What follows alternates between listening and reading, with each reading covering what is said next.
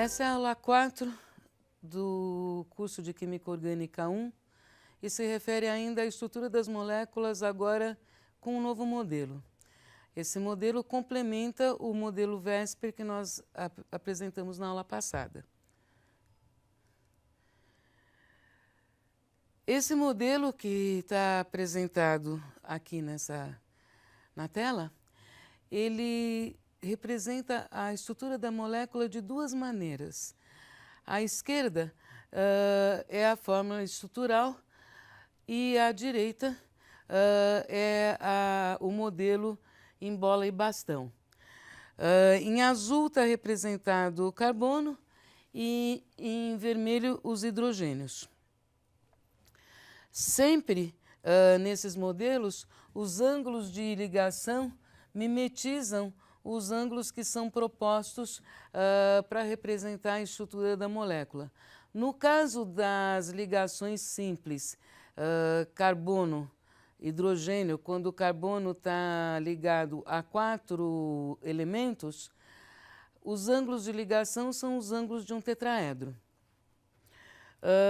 E essa estrutura representa a mesma coisa, onde essa cunha está dizendo que o hidrogênio está saindo do plano, então esses dois hidrogênios estão saindo do plano e os demais hidrogênios estão representados no plano. Como é com que, considerando a distribuição de elétrons do carbono, nós podemos explicar a formação de 4 ligações simples equivalentes. Lembrando então que a distribuição dos elétrons do carbono, que são 4 elétrons na última camada, seria 2 elétrons no orbital 2s e 2 elétrons nos orbitais p. Os orbitais p estão representados degenerados, ou seja, com a mesma energia. Então, esses elétrons aqui estão em orbitais p degenerados.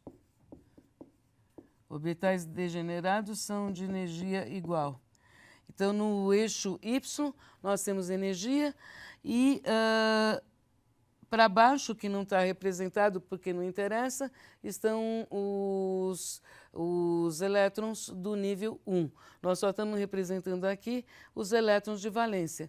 Os químicos se preocupam mais com os elétrons de valência, porque os elétrons de valência são os elétrons que estão representados, que estão envolvidos nas ligações químicas. Então, sempre as ligações químicas envolvem os elétrons de valência.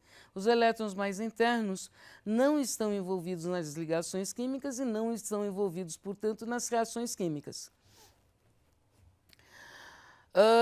Se a gente pensar na distribuição eletrônica dessa maneira, eu faria 2 ligações covalentes iguais e conseguiria fazer mais uma ligação covalente compartilhando um par de elétrons nesse orbital vazio e ainda podia compartilhar esse par de elétrons com um orbital vazio do outro elemento. Isso não corresponde a 4 ligações covalentes iguais. Então, se precisou pensar em alguma maneira de mudar essa distribuição eletrônica ou essas funções de onda para que elas fossem todas equivalentes.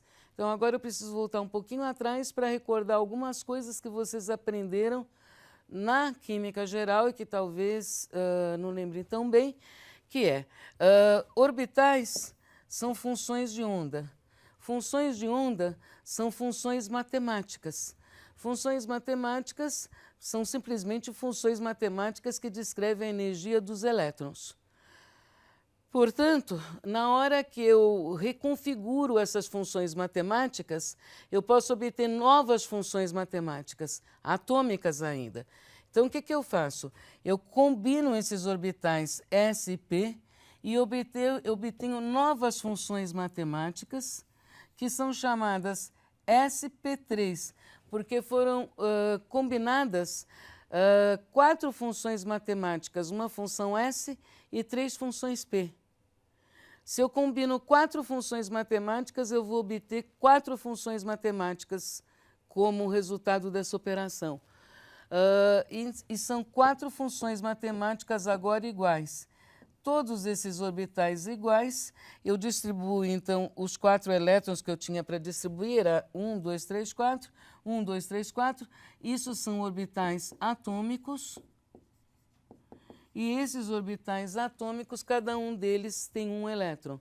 E hibridização é isso, é a mistura das funções atômicas originais, que eram S e P, orbitais. Orbitais são funções matemáticas, para gerar novos orbitais, que não são mais orbitais S ou P, são orbitais agora SP, no caso SP3, porque foram hibridizados um orbital S e 3 orbitais P, e esses orbitais são os novos orbitais atômicos onde serão distribuídos os elétrons.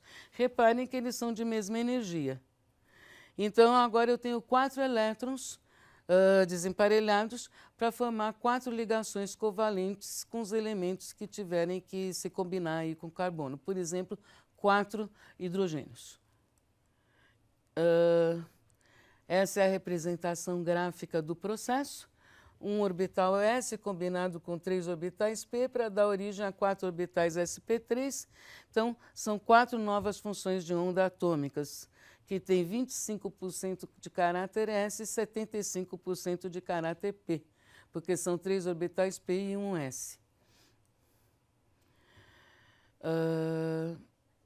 Bom, e se fosse, nesse caso, eu estou ligando aqui, deixa eu dar um exemplo. Aqui é para formar CH4, certo? Agora vamos formar um outro tipo de ligação, que seria este aqui.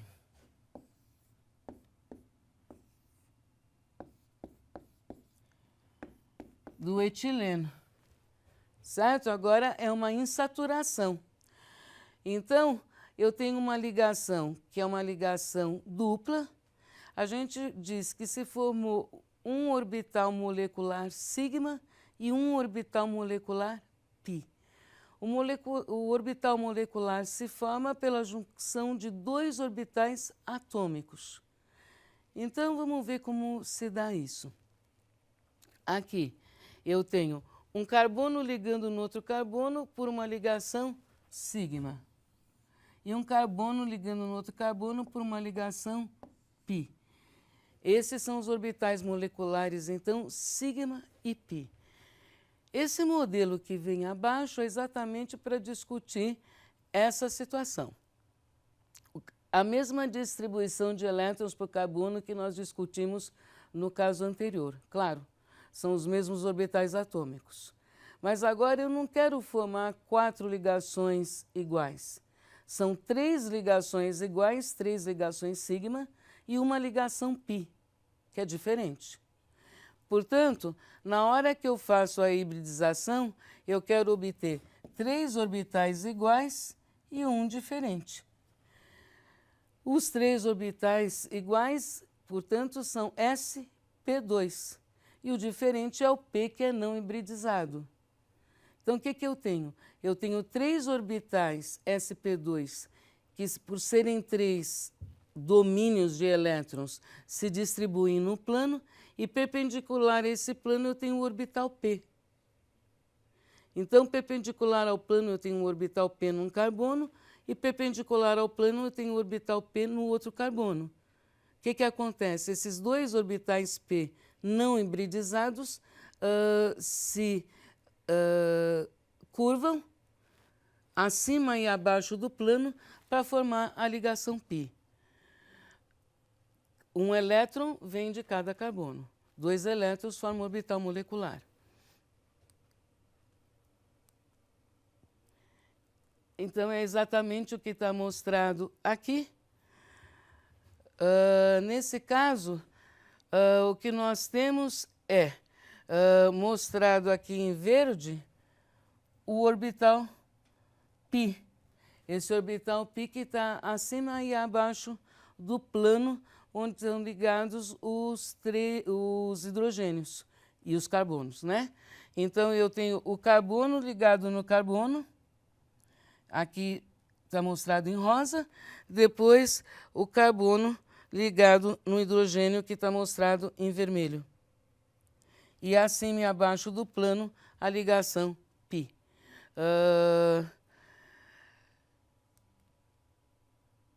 E, finalmente, quando eu tenho uma ligação tripla, que é o caso do etino, aí eu vou ter duas ligações iguais, que é a ligação do carbono com hidrogênio e do carbono com carbono, que são ligações sigma, e duas ligações π. Para ter duas ligações π, eu tenho que ter dois orbitais π puros. Portanto, eu só tenho a hibridização sp, que é o que está mostrado aqui na figura, esquematicamente. E aí, o que nós temos, finalmente? Nós temos a representação do etino. E reparem, aqui é carbono, carbono. Então, é um carbono ligado num carbono por uma ligação sigma. Então, aqui é a ligação sigma. Isso é um orbital molecular, onde eu tenho um orbital atômico se aproximando de outro orbital atômico pela mesma direção. Isso forma uma ligação sigma. Aqui é a mesma coisa. Isso aqui seria aquele orbital sp, que foi formado por hibridização. Esse orbital sp vai se sobrepor ao orbital s do hidrogênio. E aqui se forma a ligação sigma SPH. Então, SP orbital do carbono, H o orbital do hidrogênio. A mesma coisa do outro lado. Então, o que eu tenho? Carbono, carbono em linha com hidrogênio, hidrogênio. Então, essa parte é linear. Agora, perpendicular a essa linha, nós temos os orbitais P, perpendiculares entre si. Então, aqui é um orbital P, esse, e aqui o outro orbital P perpendicular àquele que eu indiquei com um X. Então, são os dois orbitais P perpendiculares entre si que representam a ligação tripla. Isso, representado pelo modelo de bolas e bastões, é essa representação. Aqui não dá para ver tão bem os orbitais P perpendiculares entre si, mas dá para ver a linearidade da molécula, que é o que é mais interessante. Finalmente, o caso dos hidrocarbonetos aromáticos, que eu tinha começado a representar na aula 1. E na aula 1 eu disse que os hidrocarbonetos aromáticos tinham peculiaridades. Uma das peculiaridades da reatividade dos hidrocarbonetos aromáticos é que eles são pouco reativos, menos reativos do que os hidrocarbonetos que não são aromáticos. Por exemplo, se eu adicionar bromo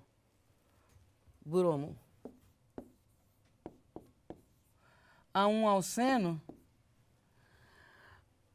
então eu faço uma solução de bromo em diclorometano e gotejo sobre o alceno. Ou faço a solução do alceno em diclorometano e gotejo o bromo nessa solução. O bromo vai desbotando, porque o bromo é um líquido de cor marrom intensa, marrom avermelhada. Conforme esse líquido goteja nessa solução que contém o alceno, o que acontece? Acontece uma reação e eu obtenho o dialeto. E esse dialeto é incolor. Então, o bromo que era colorido dá origem a um dialeto, que é o dibromo alcano, e esse dibromo alcano é incolor. Essa reação é basicamente instantânea. É muito fácil de ocorrer. Existe um teste na indústria chamado de índice de iodo, Em vez de fazer a titulação com bromo, se faz com iodo. O índice de iodo é uma maneira de eu perceber quantas insaturações existem numa molécula.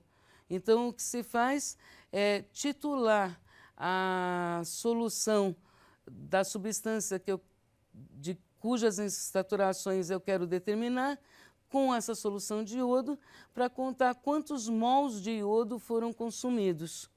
Sabendo quantos mols de iodo foram consumidos por mol de substância, eu sei quantas insaturações essa substância tinha. Isso se chama índice de iodo e é um teste usado na indústria, que eu descrevi grosso modo.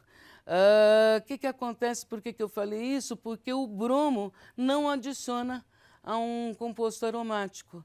Então, enquanto ele adiciona facilmente a um alceno que tem uma insaturação, ele não adiciona a um aromático que supostamente tem 3 insaturações. Então, esse era um comportamento diferente do composto aromático. Se não adiciona é porque o composto aromático tem mais estabilidade do que o alceno. Então, foi em busca da resposta para essa estabilidade que se fizeram vários estudos sobre os compostos aromáticos. E uma das propostas que existem é que a nuvem π seja deslocalizada acima e abaixo do plano do anel que contém os carbonos do composto aromático, por exemplo, do benzeno. Então, os 6 carbonos estão dispostos num plano, é um hexágono, né? Que está num plano, contido num plano, e acima e abaixo desse plano está a nuvem π, que é deslocalizada. E um dos princípios que se pensa sempre na química orgânica é que quanto mais deslocalizada estiver a nuvem π, mais estável é o composto. Então, uma ligação que é localizada é menos estável do que uma ligação que é deslocalizada em toda a estrutura, como é o caso aqui do composto aromático, e é isso que está representado aqui. Então, eu tenho uma deslocalização, aqui está mostrando os orbitais P para cada um dos carbonos, olha, cada um dos 6 carbonos com seu orbital P, certo? E aí, esses 6 orbitais P, que são os 6 orbitais de cada correspondentes a cada um dos carbonos, eles podem fazer uma única nuvem, que é o que está representado ali em verde à direita. Bom, esses são princípios básicos, então, do modelo de hibridização, tá certo? E esses princípios básicos do modelo de hibridização respondem também pela geometria molecular. Mas é mais interessante pensar a geometria molecular considerando o modelo VSEPR, e aí depois de pensar no modelo VSEPR e concluindo, por exemplo, que a molécula é plana trigonal, a gente consegue propor a hibridização que corresponde a essa geometria. Pensar se tem que deixar um orbital P sem hibridizar, por exemplo, ou 2 orbitais P sem hibridizar, e assim sucessivamente. Bom, agora seria importante que vocês lessem tanto nos livros de Química Geral sobre orbitais, como nos capítulos iniciais dos livros de Química Orgânica, como eu disse, o livro que vocês preferirem, aqueles com que vocês se sentirem mais à vontade. Bom, até a próxima aula, onde então continuaremos a discutir a diversidade das estruturas dos compostos orgânicos.